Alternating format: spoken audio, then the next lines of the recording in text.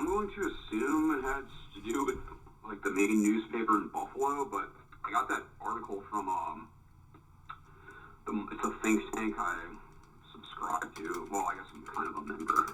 Well, I don't pay dues to them, but the Modern Whig Institute used to be the Modern Whig Party, which is I guess you could have called them like they were founded by a bunch of Iraq and Afghanistan vets, but essentially the Modern Whig Party was a pretty centrist, like moderate party, and then they like formed and merged into the Alliance Party. So I'm assuming that's like the Buffalo News. I'm assuming it's just the Buffalo newspaper, but that little idea or whatever they were discussing was, I think, a product of the Modern Whig Institute. So.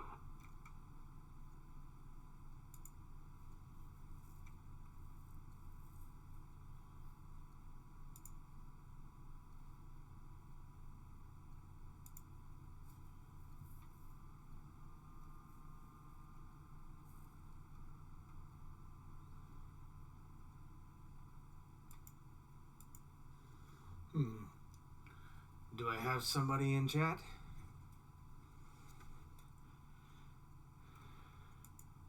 Let's see. Sorry, I was updating some of my info for the channel. Doesn't look like anybody's actually here. All right, okay, numbers are going up. Maybe they'll be interested, maybe they won't. All right, so today I just got done updating the title for the stream. I'm pretty new to this, so please bear with me. But today what I want to be doing is there's an article a buddy has sent to me. You might have heard his voice recently. An article in the Buffalo News. I had never heard about this. I never heard about this paper before. Apparently, it is an actual paper. According to their website, they have a physical copy. I'm guessing my buddy was saying that he thinks it's Buffalo, New York. Makes sense to me. I'd never heard of them before. Makes sense.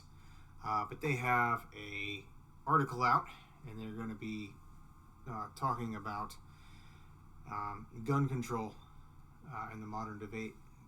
The name of the name of the article is "Balancing Guns and Safety: A Modern Whig Approach." So I want to read through this. Just want to read it as it is and discuss it. It's not a very long article. It doesn't seem.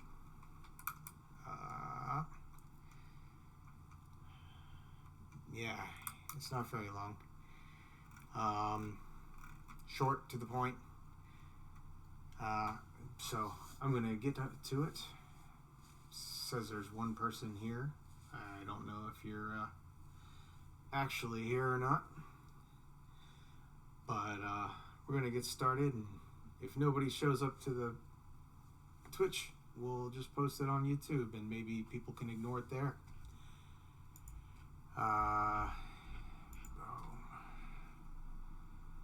So my Twitch. All right, we're gonna get right into it. Another voice, balancing guns and safety, a modern Whig approach. So right on the outset, the Modern Whigs is a centrist party. Very, very small. I think they're kind of libertarian, but they're pro-government libertarian. The socially liberal, fiscally conservative types. So, just to give a little background on what a modern Whig is. I don't know a whole lot about them. I know a buddy of mine was big into them. The same guy that shared me this article was super interested in them for a while, about a year ago. I don't know what came of that. he's always sending me articles from these little uh, from these smaller newspapers and think tanks. He spends a lot of time on think tanks, especially libertarian and centrist think tanks. So the modern Whigs are kind of a libertarian-ish centrist party that's not anti-government like a lot of libertarian parties are.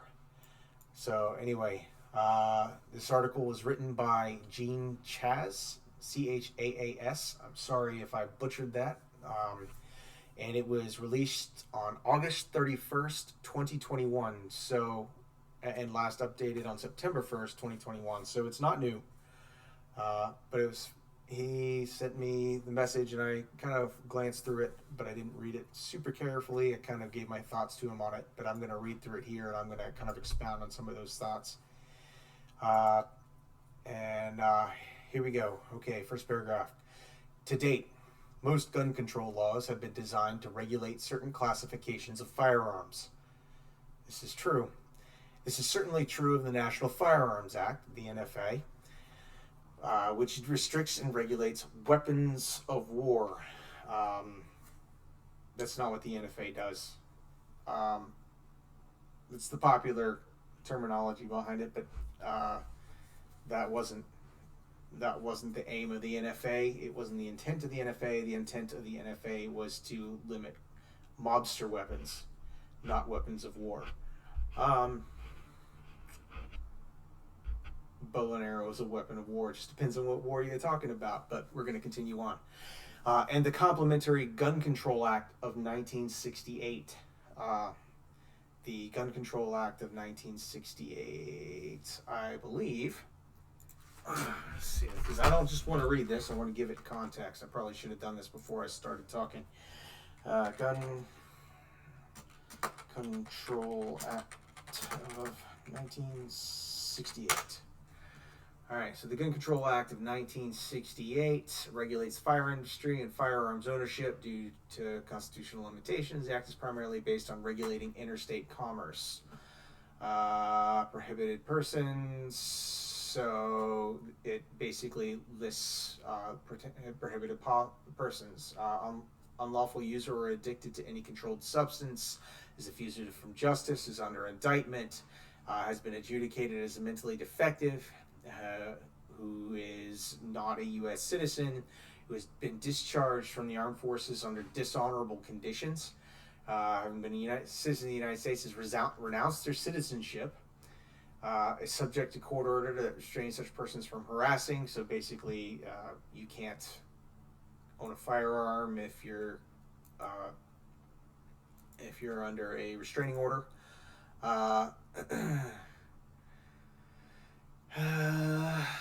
Anyway, so it lists a bunch of people who cannot carry, and then there's a bunch of other laws, or not other laws, but a bunch of other things in here. Import restrictions, instituted the federal firearms licensing system, marking requirements. This is the law that requires firearms to have serial numbers. What else is on here all the time?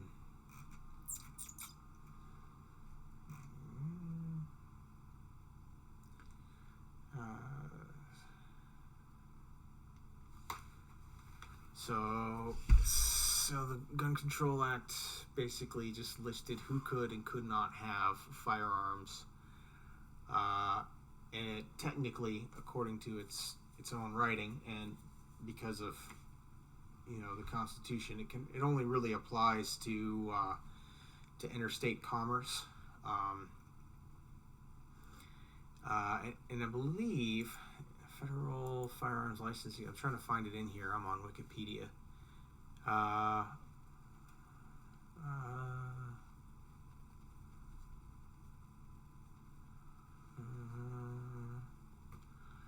So private sales between residents of two different states is prohibited without going through a licensed dealer. Private sales between unlicensed individuals who are residents of the same state are allowed under federal law to sell firearms to one another because it's not interstate commerce, so this law can't apply. A person who does not have a federal firearms license may not be in the business of buying or selling firearms. So basically, the Gun Control Law of 1968 says that you have to have a federal firearms license to buy or sell firearms. A federally licensed importer, manufacturer, dealer, or collector should not sell or deliver any rifle or shotgun or ammunition or rifle to any individual less than 18 years of age, nor any handgun or ammunition or handgun to any individual less than 21 years of age. So basically, if you have a FFL license, which you are required to have if you're selling weapons, you are not allowed to sell a pistol to someone under 21, and you're not allowed to sell rifles or shotguns to anyone under 18. Which is interesting. A lot of people think that you have to be 21 to own a pistol. You do not, actually. You do not have. I don't believe that there is any state in the union, to my direct knowledge. California, possibly. I'm pretty sure you have to be over 21 to. Yeah, California maybe. DC maybe, New York maybe. They might have higher age limits, but I'm not aware of any direct law.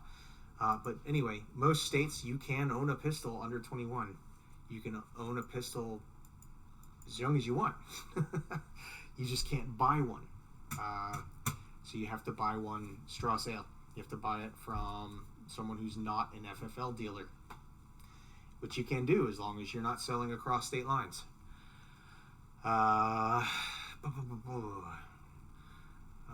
Generally prohibits people under 18 from possessing handguns or handgun ammunition.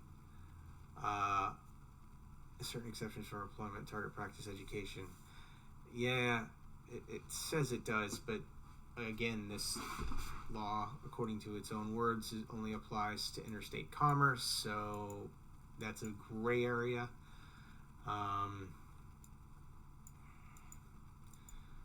Well, I don't know. I'd have to see the case law on that. It might not be so gray anymore, but it's a gray area in the law itself. With case law, they may have solidified it more. But I'm not a lawyer, so I'm not going to dig into the case law. Anyway, so that's the Gun Control Act of 1968. Then the National Firearms Act. The National Firearms Act, 73rd Congress, Section 2. So, categories of regulated firearms: machine guns, short-barreled rifles, short-barreled shotguns, suppressors, destructive devices, such as grenades and bombs. Any firearm with a bore over 50 caliber is considered a destructive device, not a firearm. Any other weapon, firearms meaning the additional any other weapon or weapons or devices that can be concealed on the person and from which a shot can be discharged by the energy of an explosive. Anyway, so the NFA is basically the thing that says that private citizens can't have machine guns, short-barreled rifles, and by machine gun I mean anything fully automatic. I don't just mean the big, heavy, belt-fed military stuff.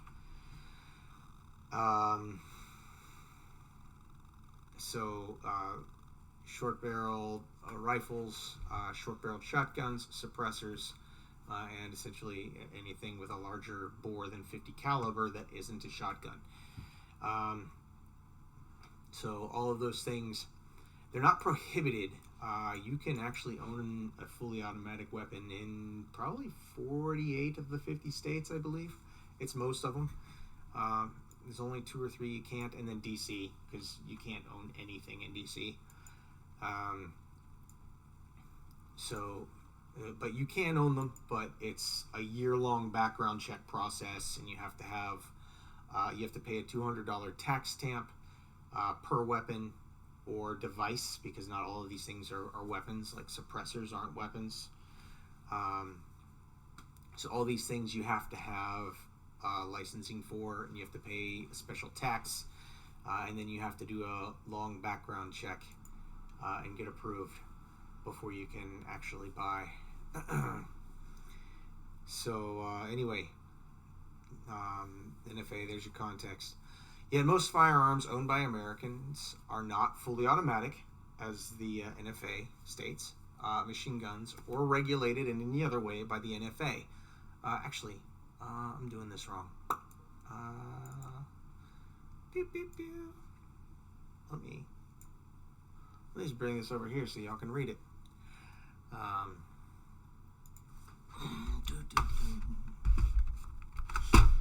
See.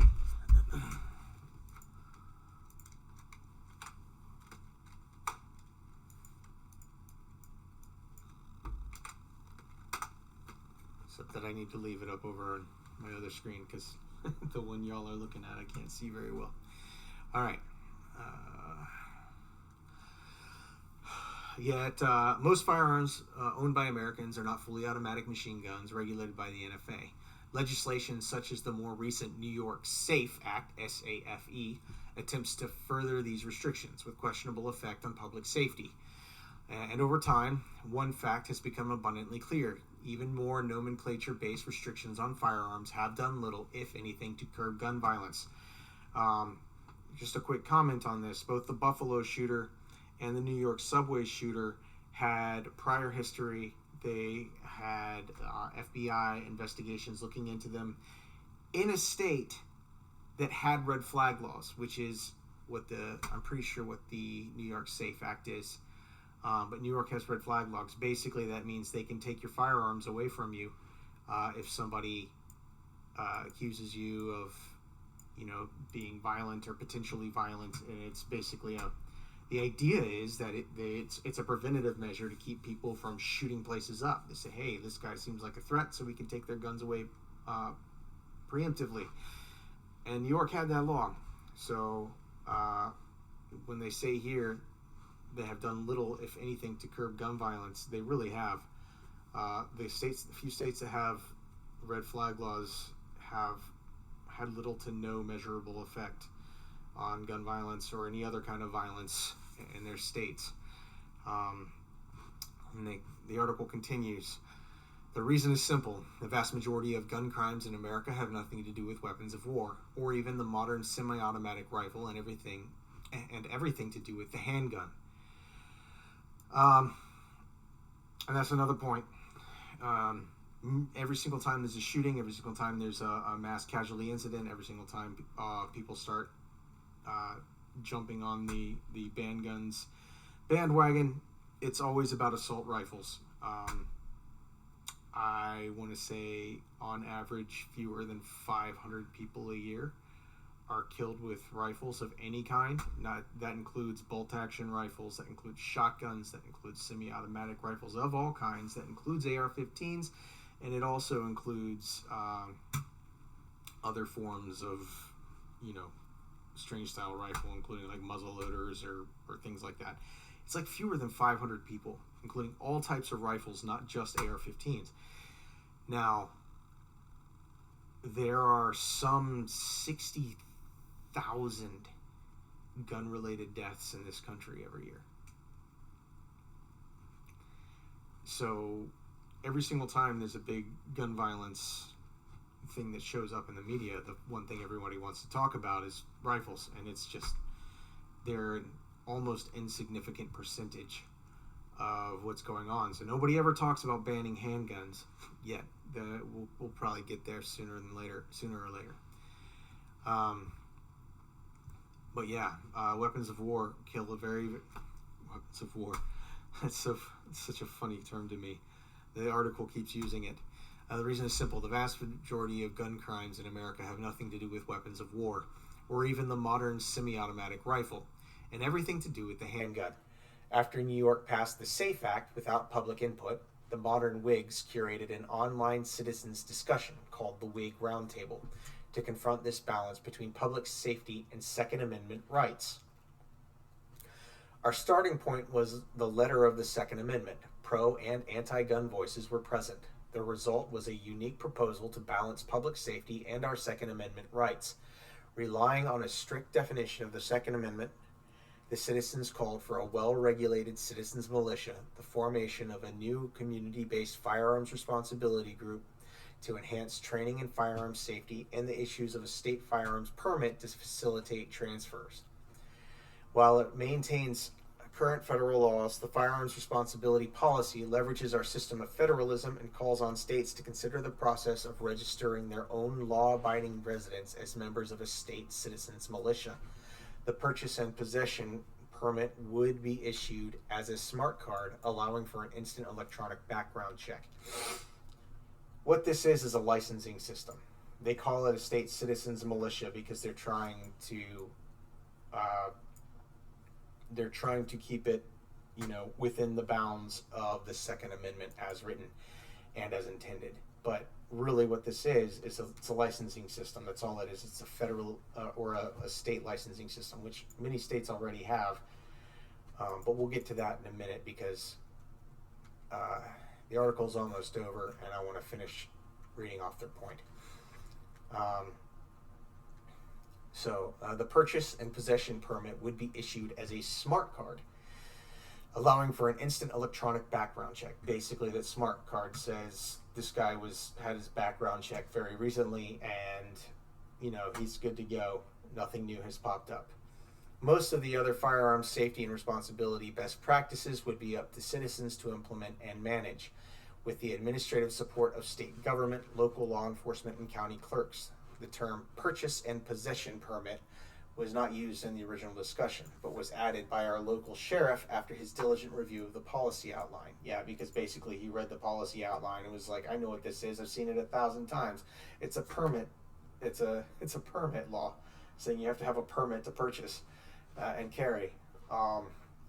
We believe our roundtable produced an elegant solution to the question of balancing public safety and Second Amendment guarantees. We would argue our proposal will do a much better job than the SAFE Act in enhancing public safety while simultaneously not curtailing gun rights by expanding rights and responsibilities, a very Whig thing to do. In a well-regulated citizens militia, we can keep New York safer and even more free. Okay. Gene Chass is the treasurer of the Modern Whig Institute and an Army veteran and avid recreational shooter. I just realized that I didn't scroll down for y'all. So, I scrolled down on my screen and not on yours. I wish there was a way to duplicate this. Okay. So, since there's no one in chat and I'm not really talking to anybody but myself, I'm just going to kind of scroll through this slowly and kind of give you all a chance to pause it and read through what I kind of read through without giving you all a chance.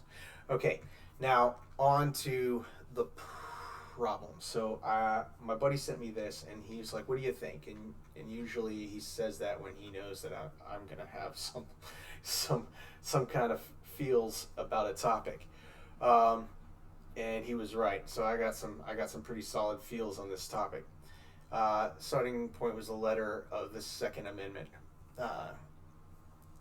Pro and anti-gun voices were present. The result was a unique proposal, and it wasn't unique. They think it's unique because they had unique wording to describe something that's been done dozens and dozens of times before across the 50 states. This is not unique. This has been around since the NFA. The National Firearms Act. States have been licensing gun holders for a very long time. What's the only thing unique about it is the idea that they're calling it a militia. And therefore, they think that that puts it in line with the Second Amendment. Second Amendment. Well, all right, let's pull up the Second Amendment of the United States Constitution, and we're going to read directly from that amendment. All right. A well-regulated militia being necessary to the security of a free state, the right of the people to keep and bear arms shall not be infringed. All right. So what they're saying is well, really, this doesn't give everyone right to carry arms. This gives the militia the right to carry arms, but it's clearly written here. So I'm going to pull this down. I want to show it to y'all. All right. So it's clearly written here. A well-regulated militia being necessary to the security of a free state. The right of the people to keep and bear arms. That's important. So this is something that they're recognizing in this article, all right? And it's very important that they're recognizing it in this article. So what's going on? Well, what's going on over here is the article is saying, hey, we recognize that it's for a militia, but we also recognize that that militia is intended to be the broad population. It's not intended to be, it's not intended to be just like the state-run military. There's a couple problems with this, and we're about to get deeply philosophical here for a minute, and some of this is a little bit abstract, so please forgive me as I kind of dance around a little bit and try to plant a picture in your mind. But the Second Amendment, even though the words of it state a well-regulated militia, that, first of all, well-regulated didn't mean what it meant. It means now. The word at the time was used to refer to things like levels of preparedness, skill, training. A well-regulated militia did not mean a well-government regulated militia. It meant a well-self-regulated militia. It says a well-regulated militia being necessary to a free state. The right of the people to keep and bear arms shall not be infringed. Now, what you'll notice, let's see if I can bring it back up. Second Amendment. What you'll notice with the wording here in the Second Amendment, oh man, I'm not used to this thing being backwards. What you'll notice here with the wording in the Second Amendment is that it has commas, right?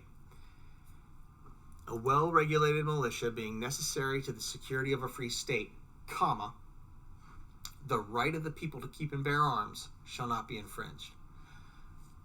Let's see.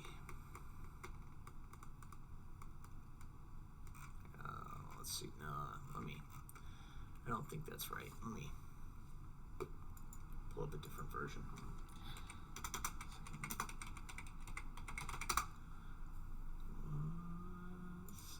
Congress.gov. Okay. This is what I thought. Okay, this is what I thought. So I'm going to pull this out. I'm going to pull out this and show it to you. This is Congress.gov.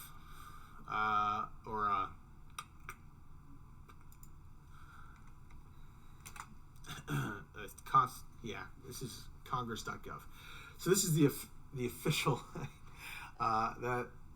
This is why you don't use Wikipedia as a source. I was using it because it was convenient, but this is why you don't use Wikipedia as a source, because it gets shit wrong. All right, if you read it here, a well-regulated militia, comma, being necessary to the security of a free state, comma, the right of the people to keep and bear arms, comma, shall not be infringed. Now, English language, if you spent any amount of time in public school, you should know, at least somewhere vaguely in the back of your head, that the way these commas work, that means I can just straight up remove whole chunks of this sentence in between the commas and the sentence still be complete. All right, so here's what we're going to do. We're just going to remove everything in blue. Bam. A well-regulated militia shall not be infringed. This is the concept that people latch onto. They say, hey, the Second Amendment isn't about guns, it's about a well-regulated militia. And then they say, well, the National Guard is our well-regulated militia. You're not in the National Guard, doesn't apply to you. All right? But the thing is they did include what's between those commas. So even though the sentence reads correctly like this, they intended for those things between the commas to be there. So we can split it up differently, okay? We can take these comma sections individually. And I can say, a well-regulated militia being necessary to the security of a free state shall not be infringed. Nothing's changed. The point still remains. I'm still pointing the wrong way. Gosh, this is confusing. Nothing's changed. The claim that, a well-regulated militia is what's at stake here. All right? here's the other thing. We can also remove that between the commas and put the other one. If we do that, we have this: a well-regulated militia, comma, the right of the people to keep and bear arms, comma, shall not be infringed. All right, if you read it that way, it says, because that's the argument they make, is that you can remove anything between two commas, and therefore they can remove both things that are between two commas. They're saying that since you can remove all that, it says a well-regulated militia shall not be infringed. By that exact same logic, if we take that and we apply it logically, we can remove either section that's between two commas. We don't have to remove both. So if you look at it like that, then it either says a well-regulated militia being necessary for the security of a free state shall not be infringed. Okay, their point's still good. But then you remove that first one and add the second one. You get a well-regulated militia. The right of the people to keep and bear arms shall not be infringed. Now that says something totally different if you read it like that. It's totally different. It is a whole new world. Because what that does is that says a well-regulated militia, which is the right of the people to keep and bear arms, shall not be infringed. It defines, it's a self-defining statement. It says, this is what the point of this is. Well, this is what shall not be infringed, and this is what it means to be that thing that shall not be infringed. It says, the well-regulated militia shall not be infringed. And then it says, the well-regulated militia is the right of the people to keep and bear arms. And if you look at it like that, all right, then, according to that same bit of logic. Now, here's the thing. I don't think that's how the founders intended it. I think because of the way that we read it kind of modernly is we read the first clause and the last clause in that sentence to be, the object and, the statement about that object. The subject and the whatever. I'm not an English teacher either. So anyway, you got the thing it's talking about, and you got the statement that applies to that thing. So you've got the militia, and then the thing that applies to the militia is that it shall not be infringed. The militia shall not be infringed.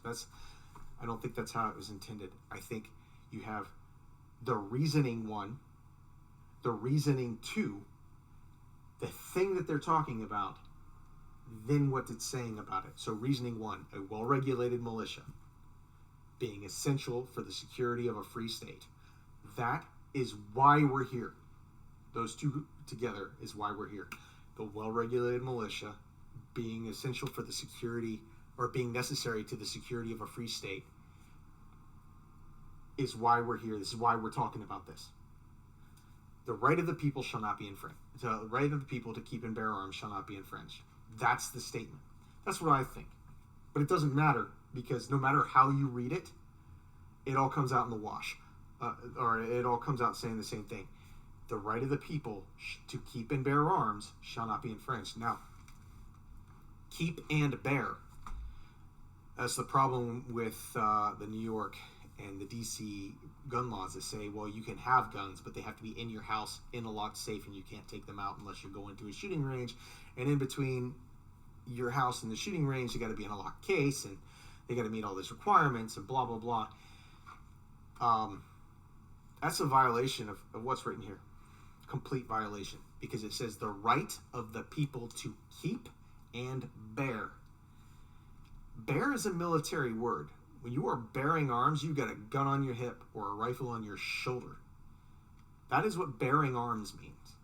It's not rolling up your sleeves, as all the jokes say. It's not, giving a grizzly bear an AR-15. No, bearing arms means carrying arms in a military manner. That's what it means today. That's what it meant back then. Some things change, but bear is kind of an archaic word we don't use anymore very often, unless you're military. But that's what it meant back then. It's not like regulated, where it kind of had a different meaning. But everything back then regulated was self-regulated, self-governance, like all those things. They were talking about the people's responsibility to govern themselves. So when they used words like regulated, it meant self-regulated to them. But bear isn't a word that's changed all that much. It still means what it meant then, and that is to bear arms, to carry them out in public, is what that meant, to carry them around. Now, there's obviously limits to that. You should be able to tell people on your own private property whether or not you want them carrying guns on your property. It's your property.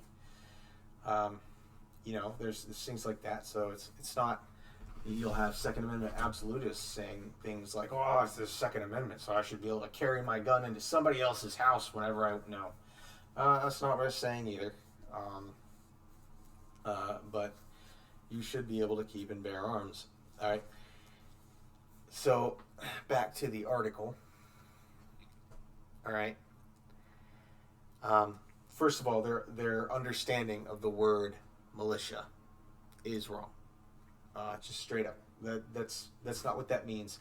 And in this article, by creating a state-funded, state-supported, and state-regulated militia, what you are doing is you are saying, hey, the state gets to decide who is a member of this militia. You have to apply. You have to get approved. You have to get licensing. Now, this isn't that big of a deal. There are some states that do that already, and it's not that huge of a deal.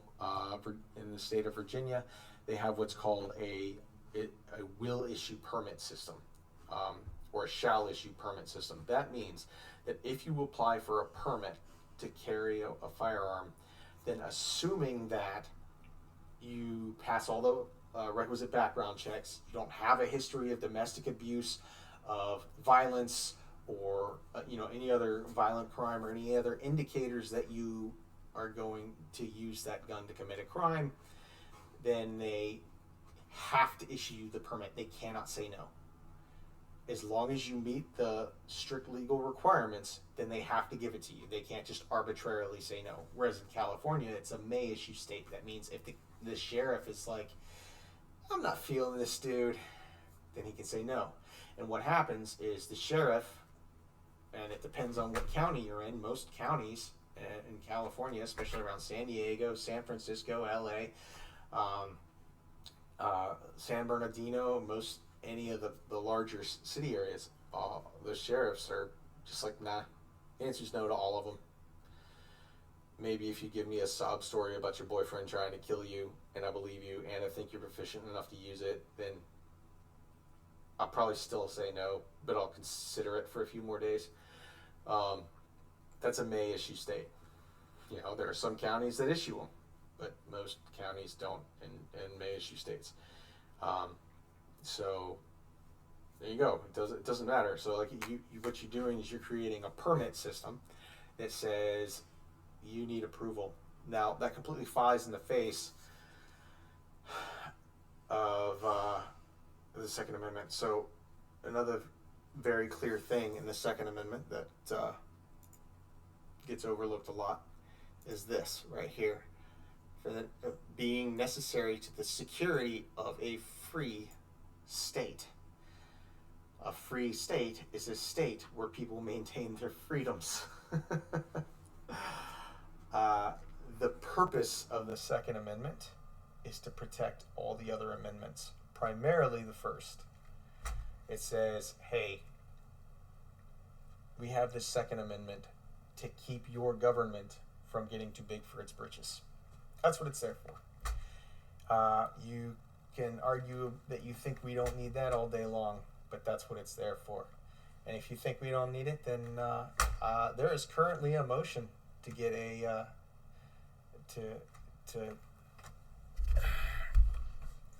what's the word? There's currently, I think, 31 states have signed on to a constitutional convention, a convention of the states. So if you're out there and you hate the Second Amendment, get on that. jump on there, call your congressman, tell them, hey, we need to get on this Convention of the States thing, because if we want to scratch the Second Amendment out of the Constitution, this is how you do it. You go in to a constitutional convention and you say, hey, we want this gone, and you amend the Constitution, just like the 19th Amendment. I'm pretty sure it was the 19th Amendment that banned alcohol. They did the same thing with like the 21st or 23rd Amendment or whatever. I don't know it off the top of my head. But yeah, they just went in and they were like, done. That's it. No more amendment to the Constitution, because there was actually an amendment to the Constitution that restricted alcohol use. And they had to go in and re-amend the Constitution. After they amended the Constitution the first time, they had to go in and re-amend it to get rid of it. So they made an amendment to the Constitution that gave us a Second Amendment to the Constitution. We can go in and we can make amendment that is well within the bounds of the Constitution of the United States of America. We can go in and we can make an amendment that gets rid of the Second Amendment. You know why it's not going to happen? Because Americans don't want it. People talk about this like the gun control problem like it's the most popular thing in the world. Everybody wants gun control. That's not true. That's not true. Everybody wants gun control, the kind that you softball lob at them through surveys.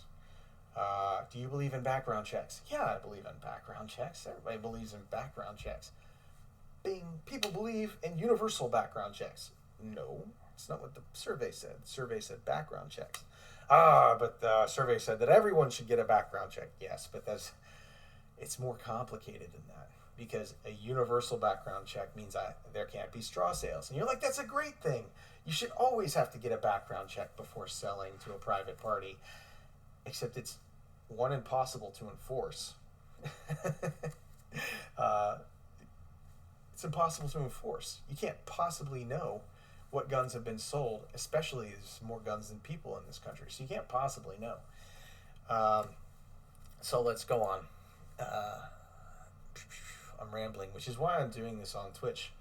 If I had done this straight on YouTube, I would have written a script and then I wouldn't have stuck to it, and I'd have thought it sucked and I'd have deleted the video before I ever posted it. Alright, so let's go back.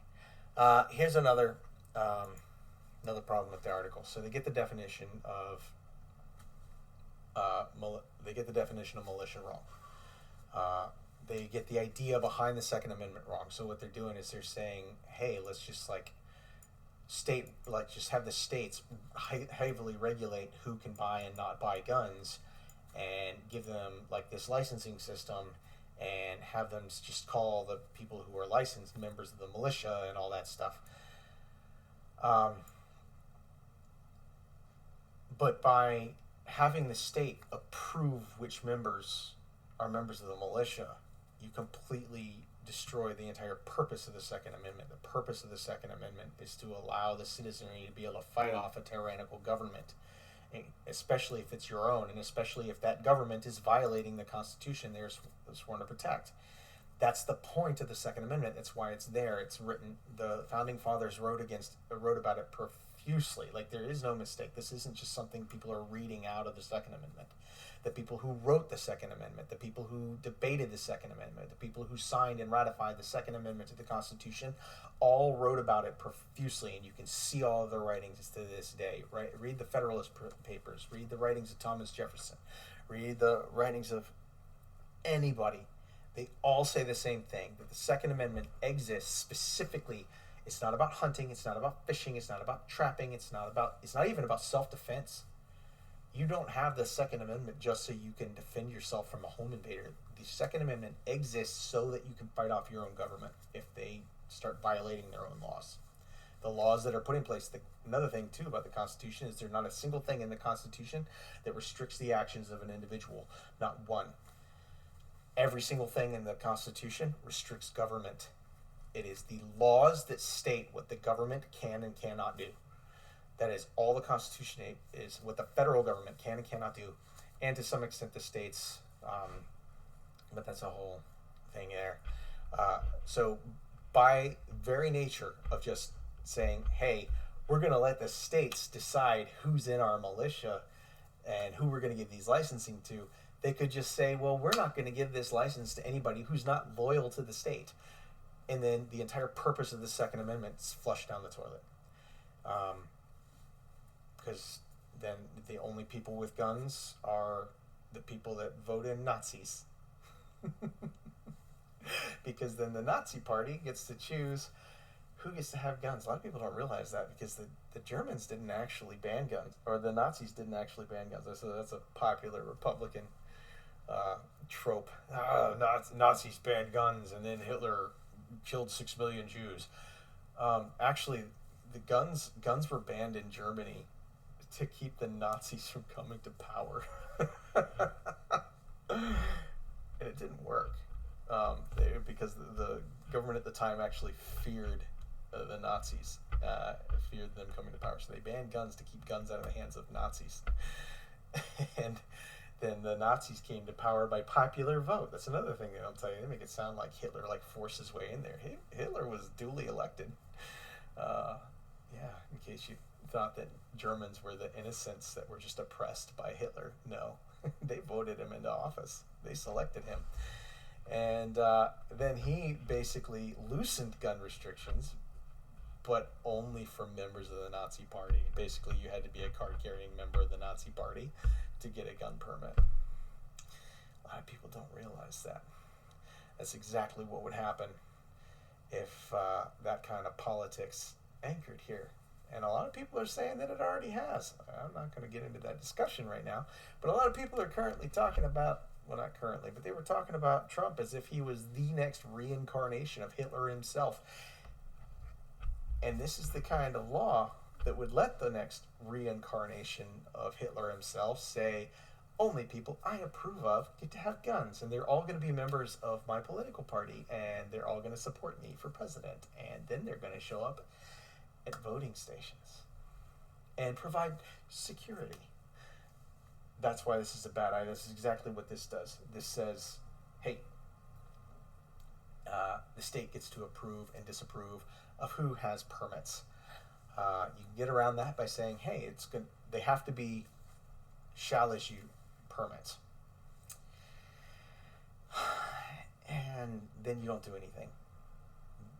Then it does nothing that isn't already being done in a lot of states. And what they're finding is that people that go through the trouble to get permits are the most law-abiding people in the country. Concealed carry permit holders statistically are less likely to commit crimes than off-duty police officers. So, I mean, if it's correlation isn't necessarily causation. There is a correlation there, but it's not a cause. So it's like some people would be like, well, if that sounds to me like you should just make everybody a concealed carry permit holder. But no, it's the kind of person that takes the time to learn the laws because they want to do everything legally. That kind of person who spends that kind of time, dedicates that kind of time to learning the laws of their local area so that they can carry legally and do the right thing.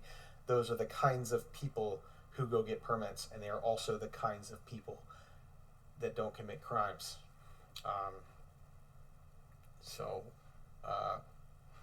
But it doesn't.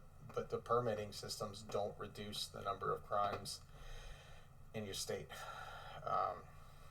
Virginia's got a carry permit system, and they have a lot less crime, violent crime, than California. California also has a permitting system. DC has no concealed. I mean, they technically have a concealed carry permit system, but they make it so difficult to get one that I think that there's fewer than a few dozen people that have one, and they're all basically retired police officers. That was what DC versus Heller was about, and Heller won that decision, and DC had to soften and allow for more people to get concealed carry permits, and then they did that, but they made the requirements even steeper, so it was even harder to get a permit. So it's still basically impossible to get a concealed carry permit in DC. And then here's the other. We're gonna go with the last point I want to make about this article.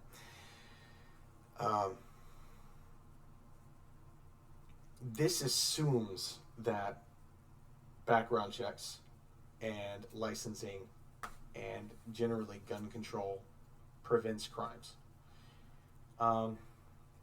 There's not a single statistic that supports that. Not one.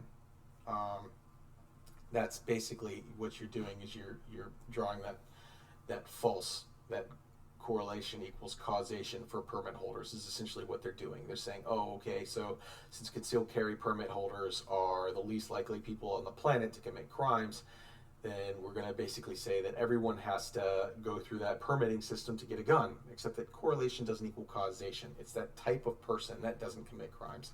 It's not the act of getting a license that prevents crimes. So that statistic's not going to change. The people who go to get these licenses are going to be the most law-abiding people on the planet.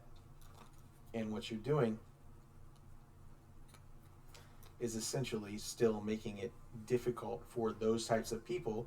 You were putting more steps in between those types of people and getting firearms. Because now, not only do they have to have that permit to carry it concealed, they have to have that permit to own it at all. And it doesn't say anything about in this article about, carry permits. This is just about purchasing permits. So anytime you look at a law, what you need to do is look at who is applied to, who does this apply to. All right, a law that's written like this, according to the one written in this article, a law like that is written to apply to people who are going to apply for a permit. If you're the kind of person that wants to murder somebody, you don't care about no stinking permit. All right, and you're like, oh well, then those people wouldn't be able to get a gun. Who says? I mean, red flag laws didn't stop 2 shooters in New York from getting guns. In a state where it's already really difficult to get guns, one of them got an AR-15, which is incredibly difficult to get in New York, and then he modified it to be able to do things that were illegal in the state of New York. Didn't stop that. So, this article assumes another thing. It assumes that these gun control laws would prevent crime, and there's no indication of that. So, here's the thing. I'm going to drop some knowledge on you. And this is probably going to be pretty close to the last thing. So this is almost an hour-long stream.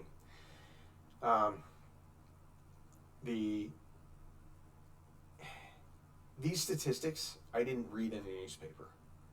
All right? I read these statistics myself. Now, they are as old as 2014. All right? So take it with a grain of salt. It's been 7 years since I did this research. I should probably update my research and do this again. But it was so time-consuming that I don't know that I have the time to do it. But anyway, in 2014, I sat down and I spent 3 days digging through FBI and CDC statistics on gun violence and gun crime. And if you look at violent crime and murders, the numbers of violent crimes and murders, statistics, and what I did is I took all 50 states and I rated them from 51 because I counted DC as a state. I rated them from 1 to 51. Number 1, and I used, all right, so if you go to the Great Brady Campaign for gun violence, I'll throw up their website here. Brady Campaign. All right, so the Brady Campaign against gun violence was basically Moms Demand Action before there was a Moms Demand Action. This is the OG gun control group. All right, this is the Brady Campaign. And Brady was I believe he was a Secret Service agent that was present when Ronald Reagan the attempted assassination on Ronald Reagan happened, and he got killed, and Reagan survived, kind of barely. He was in the hospital for some time. But anyway, so this guy's wife, family in general, they started this. It was one of the OG gun control activist groups. All right, and they have a rating system for how good your state is on gun control. And I used their rating system. And I rated states 1 through 51, which included DC. DC was at the top. I believe California was 2. It might have been 3. If it wasn't number 2, then either New York or Illinois was number 2. Anyway, those were the tops. Actually, I think New York was like number 5 or something. I think there was another. I think Hawaii was up there with California. It might have even surpassed New York. So anyway, I ranked ordered them based on how strict their gun control was. And then what I did is I created a bar graph of, it was all hand drawn. Like I didn't do anything sophisticated. I was just gathering information for myself. But I created a bar graph, and basically with a ranking system of most gun control to least gun control, how much violent crime and murders took place inside that state. At the time, so I'm going to admit a bias here, at the time, my intention was to prove using FBI and CDC statistics that more gun control meant more crime and less gun control meant less crime. That's not what I found. That's not at all what I found. So what I found actually surprised me quite a bit. What I found was that it had no effect whatsoever. None. So, whoa! Oh, stand by. That's probably going to make it into the YouTube video because I'm too lazy to edit this stuff. Just kidding. I don't actually know how to edit this stuff. All right. So what I found kind of blew my mind a little bit. And what I found was that it had no effect whatsoever. Texas was actually not as gun-friendly of a state as everybody seems to make it out to be. Had pretty high violent crime ratings. But it was, if you got the middle here, you got California here, and, I don't know, I think Maine was actually the most gun-friendly state. So it's like you got Maine, California, Texas was here. So Texas was not the most gun-friendly state in the union, not by a long shot. And they had really high, not really high, like moderately high violent crime. And then Tennessee was one of the top 10 gun-friendly states. And they had violent crime that rivaled California's. And California was, outside of the District of Columbia, was the most restrictive state in the Union. And they had some of the most violent crime in the country. And then D.C., which is the most restrictive state in the Union, had twice the violent crime and murders that California did. And this is all per capita. All right, so you can't just be like, well, it's a higher population density, blah, blah, blah. No, it's per capita. All this is per capita. And then here's the sticker shot that hit me. Hawaii has some of the toughest gun control in the country. And they've got almost no violent crime. Almost none. Same with, there were a couple other states like that. Geez, I can't remember which ones they were. I want to say like Colorado or Oregon or something like that. It was one of those states. And then there was Virginia, which had had looser gun control laws than Texas, and almost as low a gun crime as Hawaii. So it was so all over the place. Like there wasn't even correlation. There was no correlation. There was no causation. It was just completely random. If you looked up and down the line in rank order from most gun control laws to least gun control laws, then there was nothing to do with it. Blew my freaking mind at the time. I should sit down and kind of do that study again. Just to update my knowledge base on it. But here's another statistic. Actually, I'm not going to get into that. That's going to be a whole other video. But anyway, so the last point on that article assumed on the outset that gun control laws would reduce crime, but the only reason we don't implement gun control laws is because the Second Amendment prevents us from doing so. That's wrong. Gun control laws have no effect whatsoever on violent crime and murder rates in your state. As of 2014, which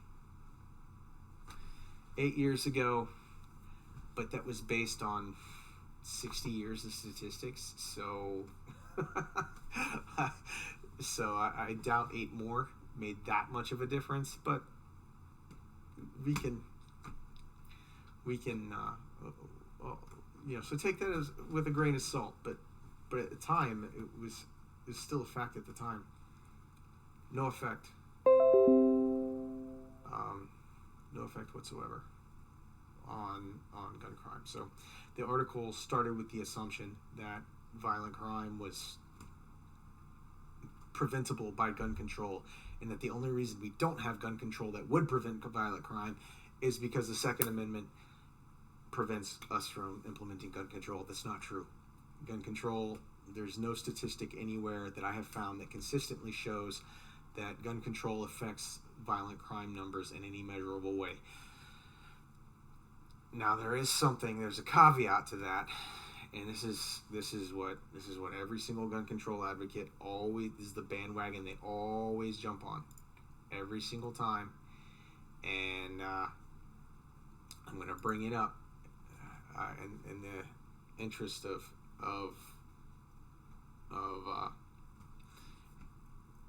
being consistent and honest.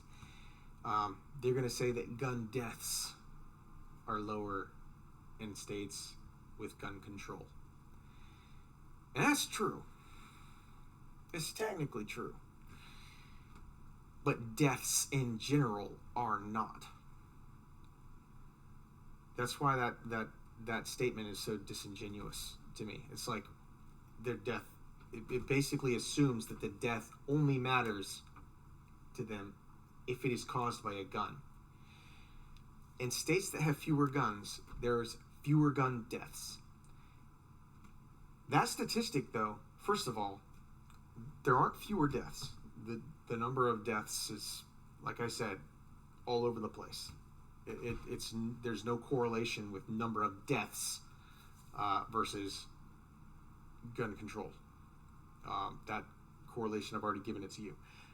Gun-specific deaths does go down with gun control, but the reason for that is that more than half, I want to say 2/3, but I don't have the statistic right in front of me, so I'm not going to, but it's a lot more than half of all gun deaths are suicides.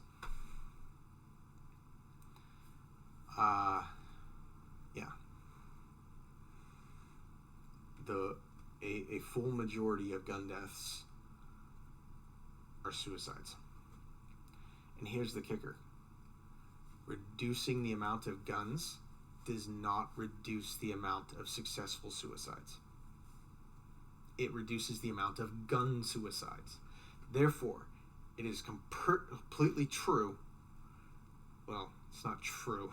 We're gonna get into truth maybe in a different video, but it's a fact.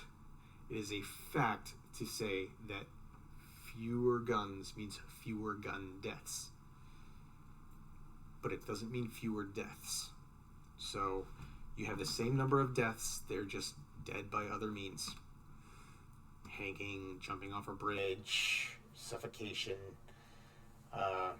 huffing dusters. I did CPR for 30 minutes on a guy who committed suicide with a CO2 duster. So, you can kill yourself in a lot of ways without a whole lot of effort. So, yeah, it doesn't reduce the number of suicides. Japan has some of the strictest gun controls laws in the free world, and they have some of the highest suicide rates in the free world. California's got some of the highest gun control laws. Every single time they implement a gun control, it doesn't reduce the number of suicides. It reduces the number of gun suicides for sure, but it's never succeeded in reducing the total number of suicides. That number stays flat. So, yeah.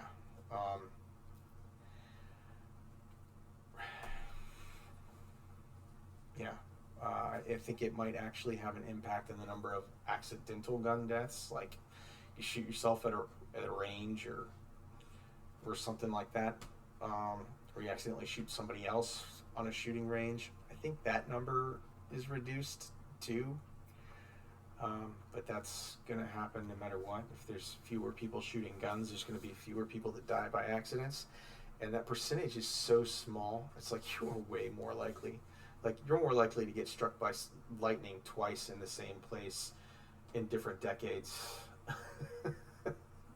when there's no clouds in the sky than you are to die of an accidental gun death in this country. Like, it's just such a small percentage of deaths. You're more likely to die of cancer, you're more likely to die of heart disease than you are to die of an accidental firearm discharge or a hunting accident. So,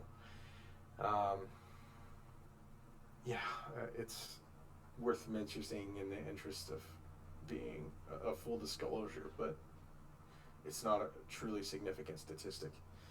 So, anyway, the article assumes that gun control saves lives, but it doesn't. So, nothing the article stated would have prevented any mass shooting or any amount of violent crime in any state in the Union.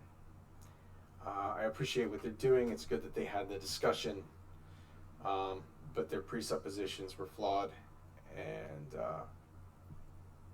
that was the thing that I noticed and kind of wanted to point out. And so I just spent the past, what are we up to? Hour and 10 minutes talking about it. So, anyway, hope you all found this educational and or entertaining. If not, tell me below. Probably not going to read them. I'm the sensitive type. Just kidding. I'm the type that will like dig into comments for days and ruin my marriage over how much time I spend arguing with people. So I'm probably not going to be that content creator that reads everything that people post just for the health and safety of my own marriage. But regardless, talk it out amongst yourselves, and hopefully I'll see you all again next time.